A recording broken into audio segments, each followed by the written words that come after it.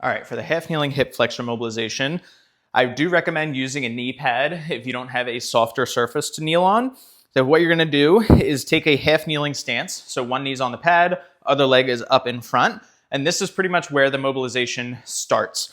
If we're really tight through the front side of our hip, generally speaking, you're probably gonna feel this stretch right away. And what we're targeting is our hip flexor muscles that live on the front side of our body. So where we need more flexibility from these muscles is whenever we have our leg behind us. So anytime we're in a lunge or a split squat position, if we're lacking in this hip extension, this mobilization is going to be a great one for you. So once I'm in this half kneeling position, the biggest thing I want to pay attention to is good posture. So I want to try and kneel as tall as I can. I like telling people, if you're a marionette doll, someone's pulling your head up with a string. So you're trying to elongate your spine as much as you can.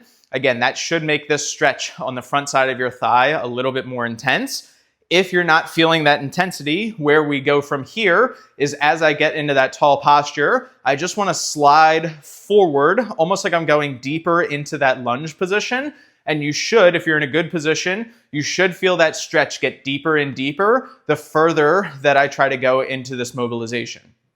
Now, with this mobilization, these muscles oftentimes get very tight from staying in a shortened seated position, whether we do a seated job for work or just we spend a lot of time driving, watching TV on the couch. There's numerous reasons why these muscles get short, but the best way to combat that shortness is to work in as many small doses of this mobilization as possible.